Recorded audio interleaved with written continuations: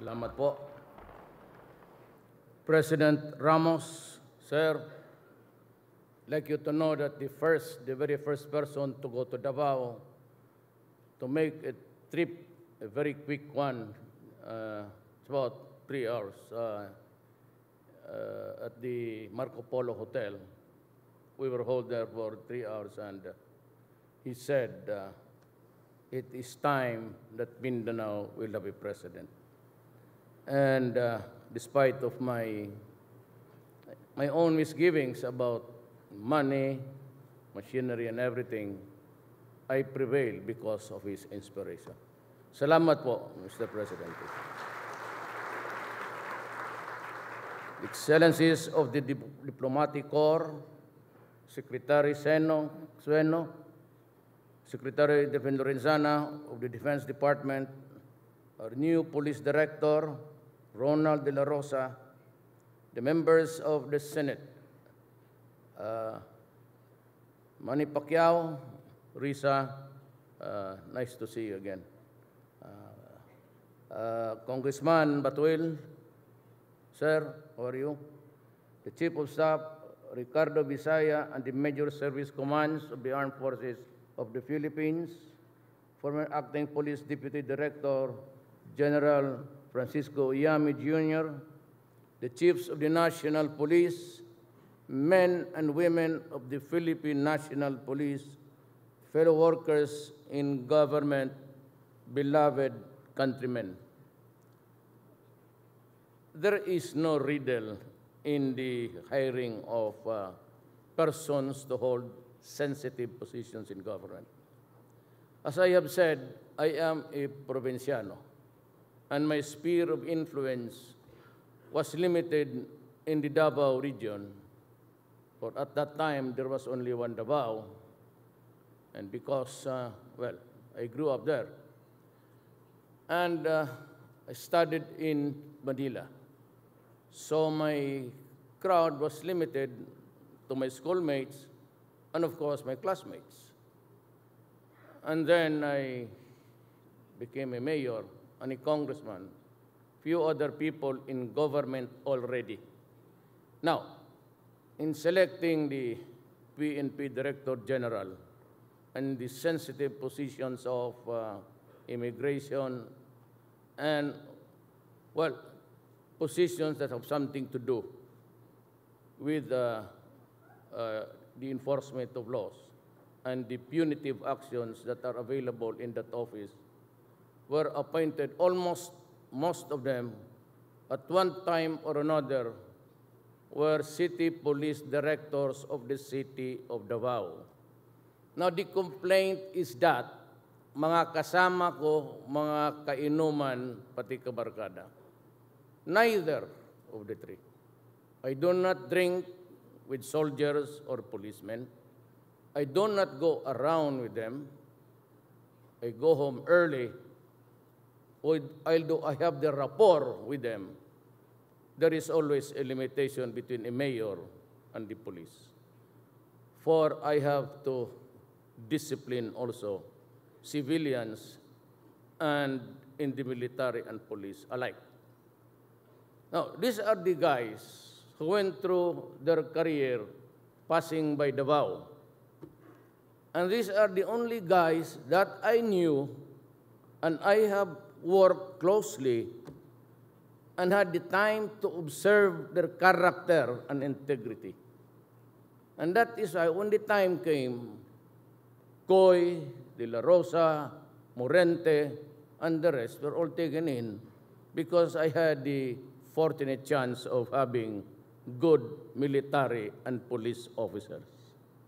Napakaswerte ko.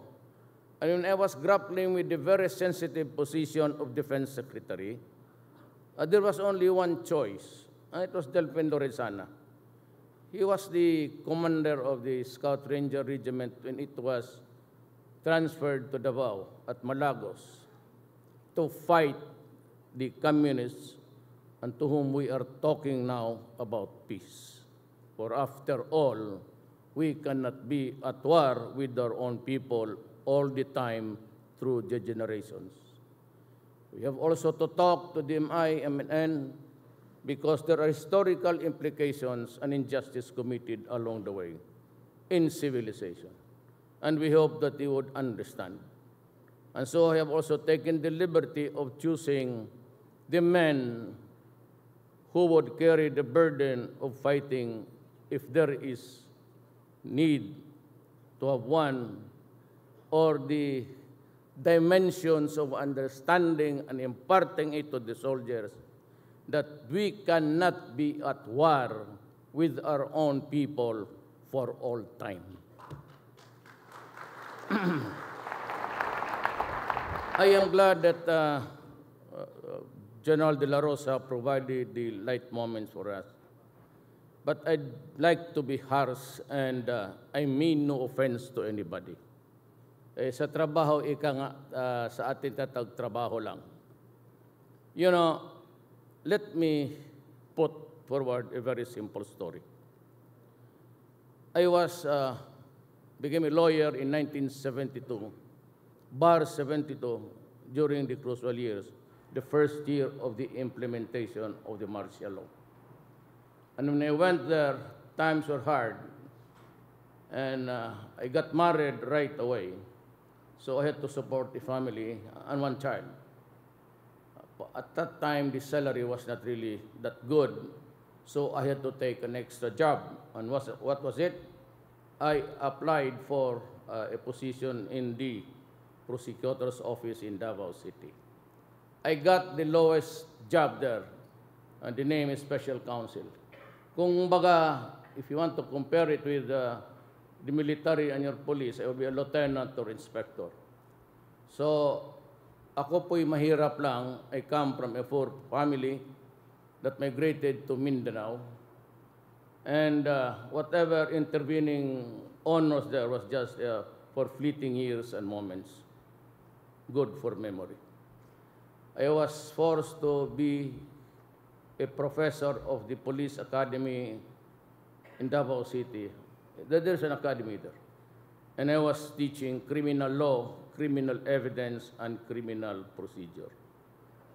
And there was a time that, well, I would not want to pull my own chair, that no fiscal in Davao City would accept the task of prosecuting military offenders, police offenders, and rebellion leaders.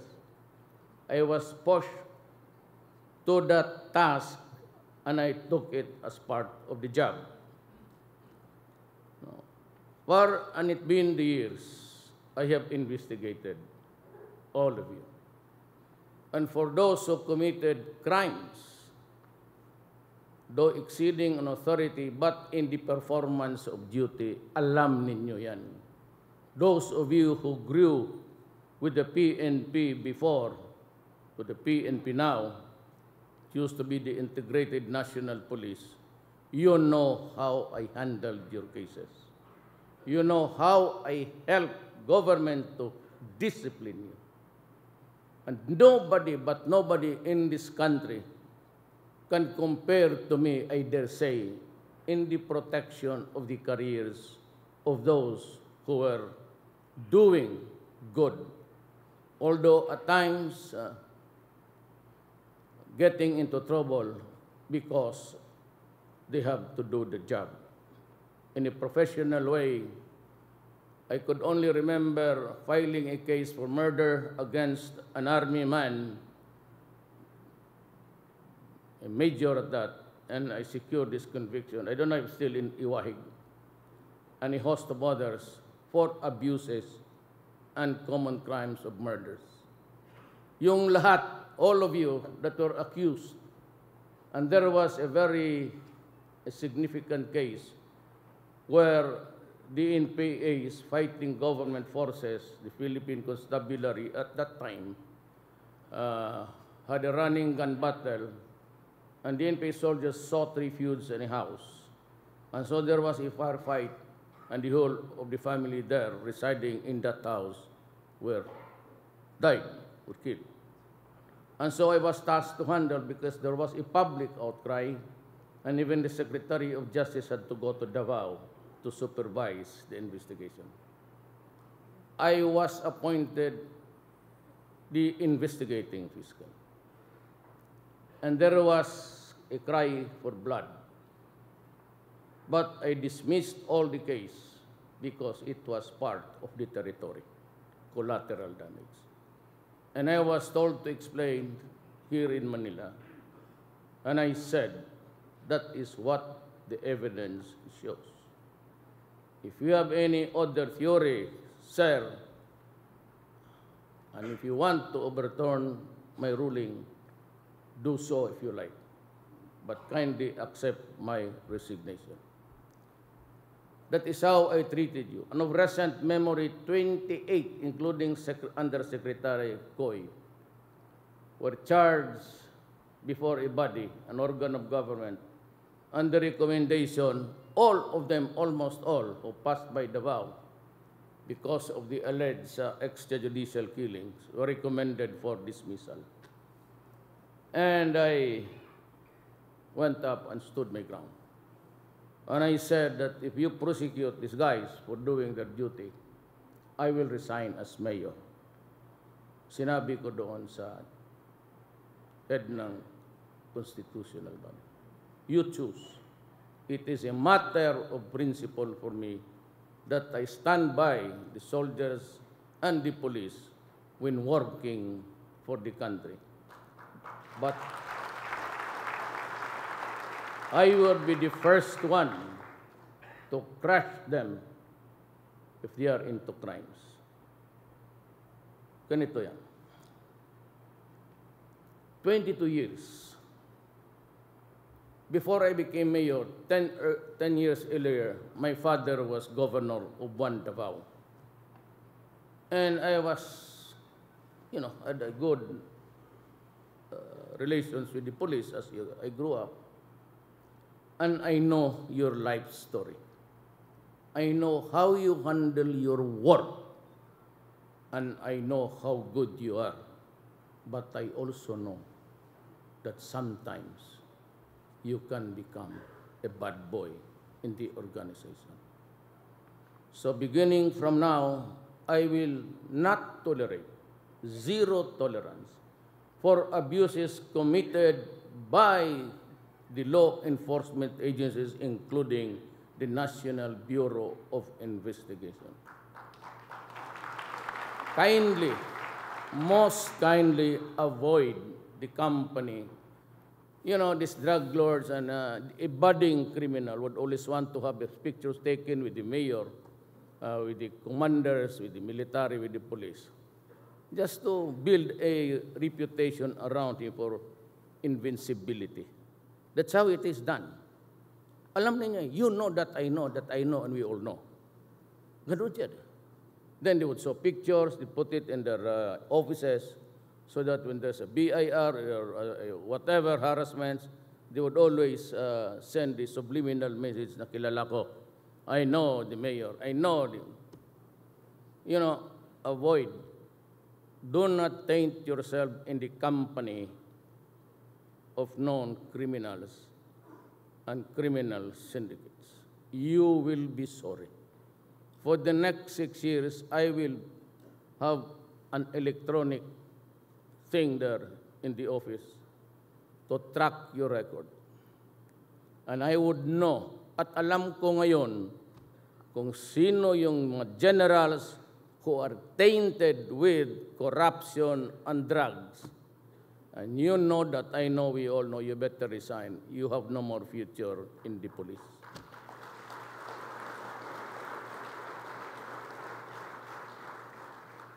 Joke with anybody else, but not me, because I have my orders from President Ramos.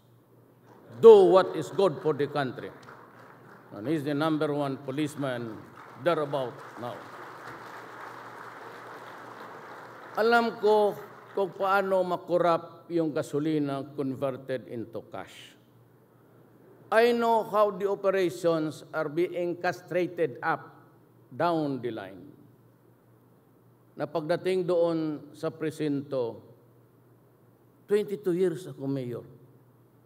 ang presinto meron na lang papel and they have to do is just to liquidate with nothing.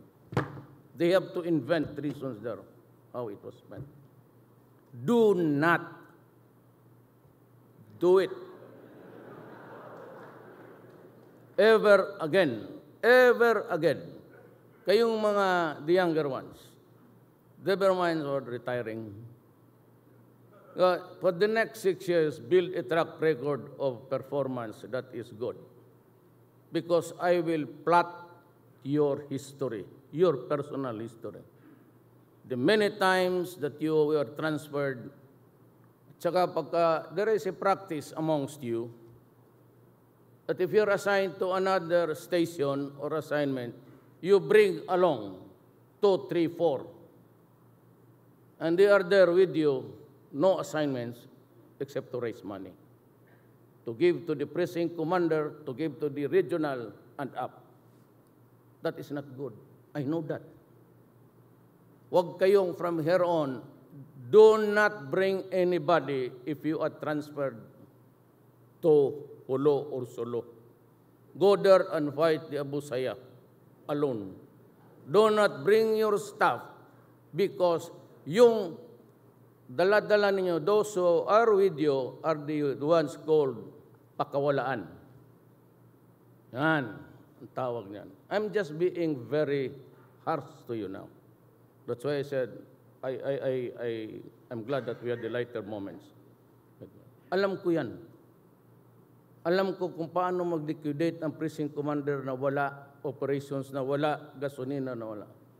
God, we have to stop this. Upon orders of the former Commander-in-Chief of this Republic, President Ramos said, stop it, do your work. So, siya ang sisihin ninyo, hindi ako.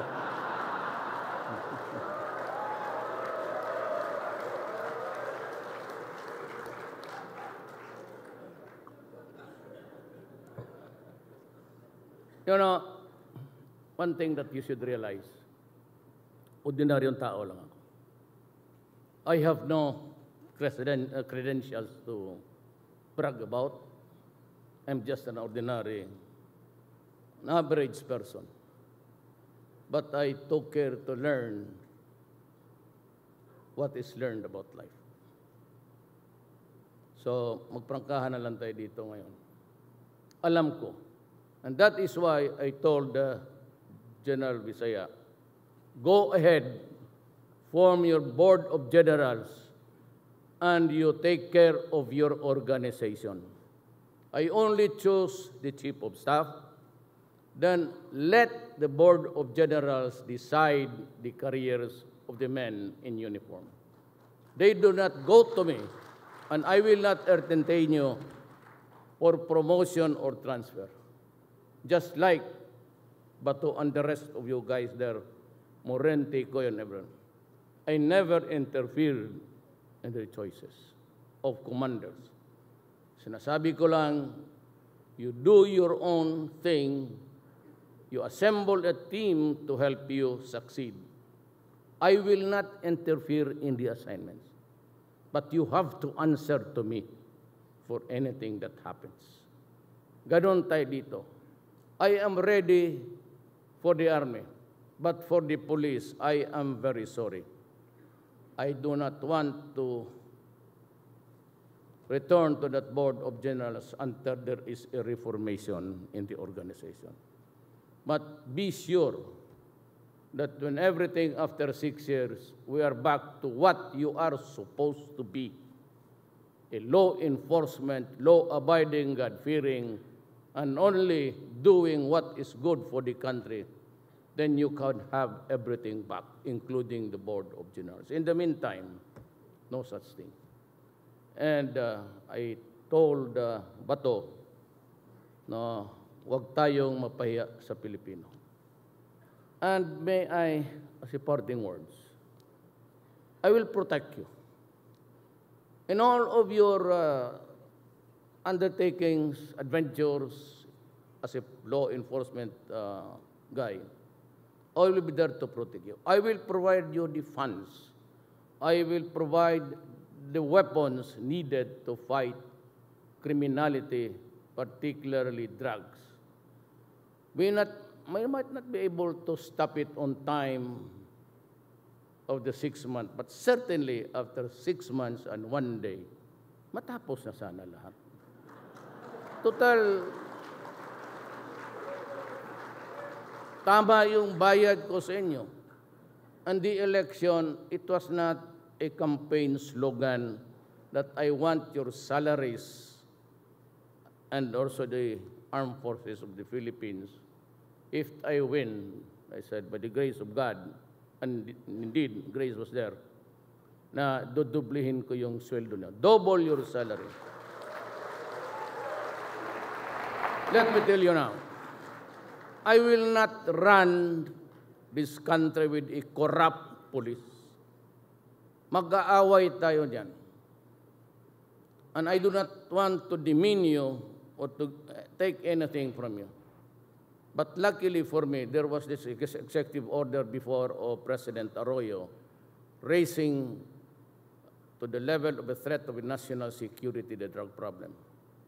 So the armed forces must pitch in. You have to help.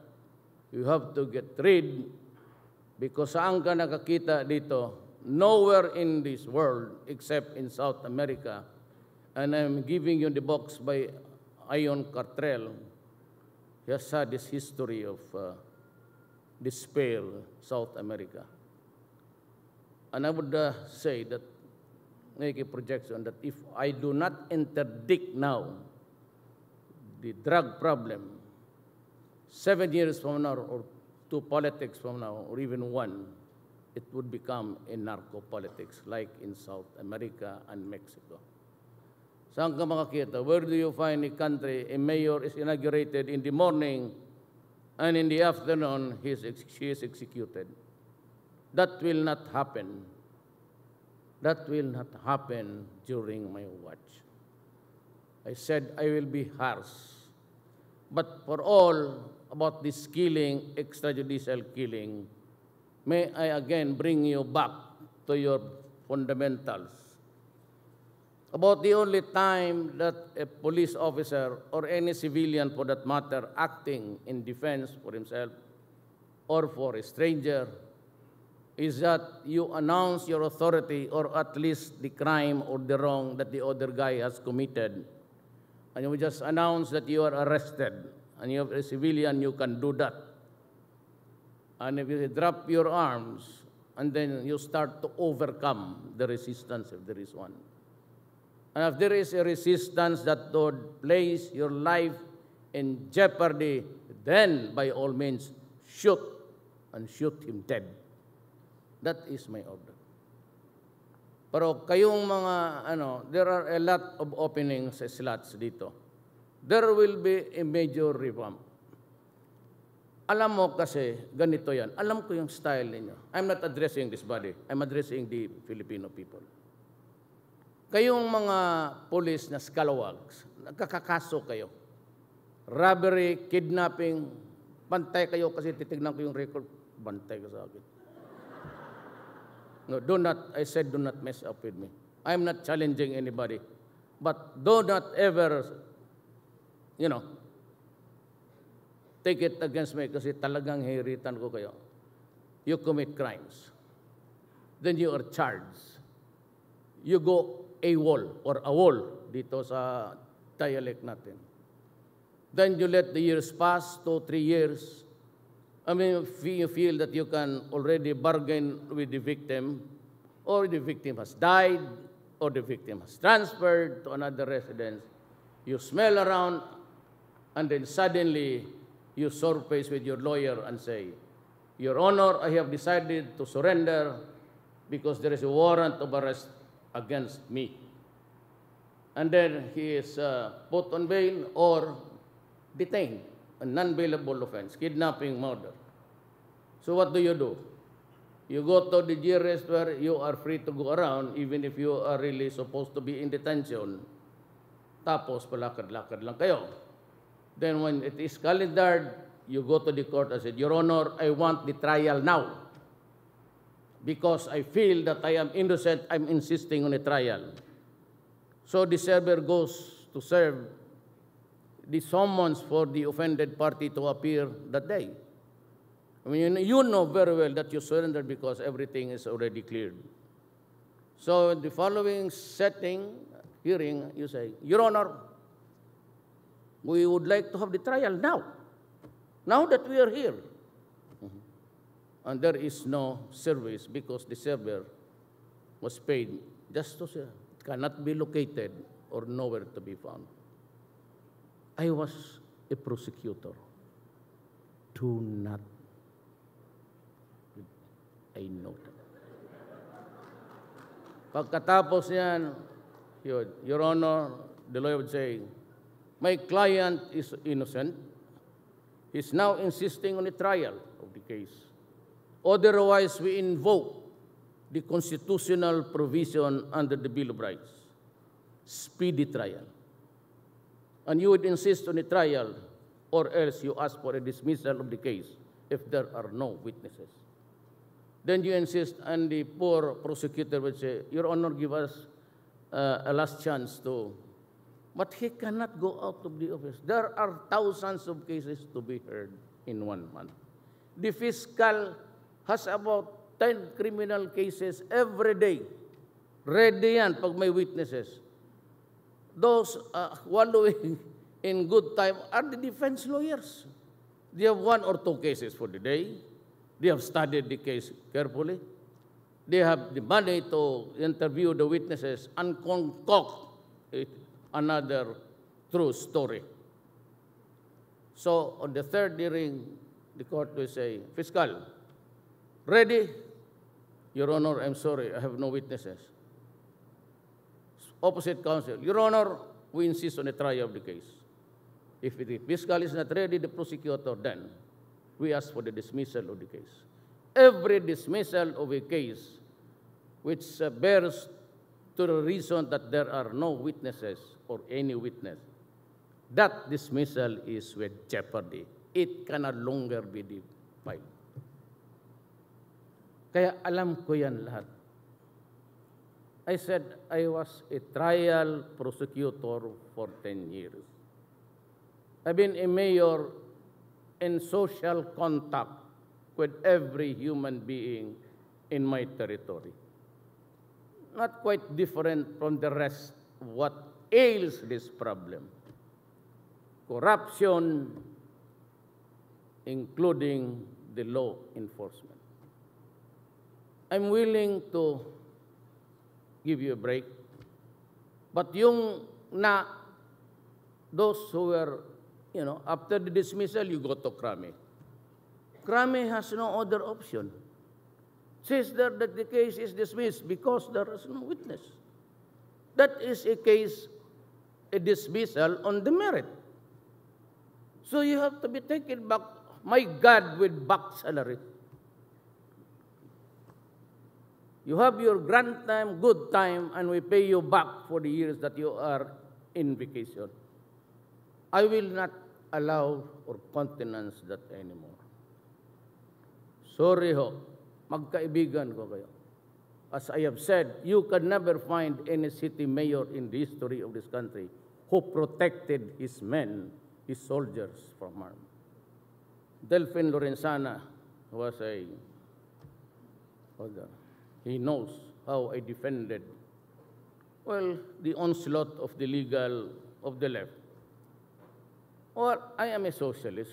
I belong to the left dimension of the way we think. That is not my fault. I am a son of a poor man. But, more than that, I have this constitutional duty to protect every man to give his due. Iwasan ninyo ang korupsyon ngayon because I will tabulate every record of yours. And those who are scalawags, either you resign because I'm forming now the man that I would assign to Sulu. What do you want? Compostela? Okay kayo nga kasi nag-uusap tayo sa there will be a lessening of violence now, I suppose, because we are talking to the left. But lastly, the only thing why I'm here is that, I was listening to the candidates, and that maybe prompted President Ramos to go to me. Nobody was talking about Mindanao. Nobody was talking about how to craft a strategy of ending the issue of insurrection in Mindanao, how we deal with the Moro brothers, how to correct the injustice, and how to deal with the left. And I had the privilege of just talking to them also because maybe on the same wavelength. I was referring to the Tokatis. And I had also had the misfortunes of being a prosecutor and a mayor. Sa lahat sa amin dito, I am not pulling my own chair. But even during the time I ran for the first time as mayor, I was the only one prepared to deal with the trouble of a social problem which you are facing now. So I do not want to be dictator. And for those who are talking about beyond my term, no second term, God, you just don't know how I would be happy we can accelerate the time. And we have now on the 6th year on the last day. I am going out whether you like it or not. I have no intention of remaining in office beyond. I said I'm the only candidate, you know that. I had no governor, I had no mayor. I had not, outside of the Davao region, I didn't even have a single barangay captain. But yet I won because Ramos was there for me. So ganoon lang yan. Kung sinabi niya, you know the ins and outs of the police, you know where the problem is. I tried I was succeeding. Why don't you try and succeed? So I promised the people, nobody was campaigning for me, not even a single mayor, congressman, or in the entire Brent athlete of this country. But I won by a margin of something like 6 million. What was the message? Mas gwapo ako kay Binay, kay Rojas. Mas bright ako kay Grace. None of the above. We were equals before the eyes of the electorate. But I was the only one carrying the message right. Corruption, drugs, and criminality. Economic progress, alleviate to the economic minds. And so my advice also to the businessmen, when you invite me, I've stated my qualifications. It's a meager one. I don't flaunt it. So when you go and ask me to talk to you, and if I'm your guest, and I begin to talk about law and order and corruption, that is my territory. Now when there is a failure to expound more about economics, God, my only economics was during the college days. I went back to Davao and retrieved I got 78. So what do you expect of me? Can I become an economic tycoon? Of course not. But can I become a good prosecutor? I am. I've learned the art of everything in the courtroom. Can I become a president? Certainly. What will I do? I'm warning you. I will be harsh. I will go to the extreme. Yung nagkakaso kayo na may mga kidnapping, I will review you. And I will like to talk to you in Malacanang. Dalawa lang tayo.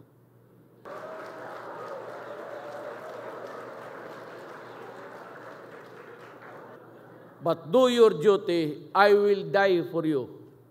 Do your duty, and if in the process you kill 1,000 persons because you were doing your duty, and I will protect you. And if they will try to impeach me, I will hurry up the process and we go out of the service together. Thank you, and good morning.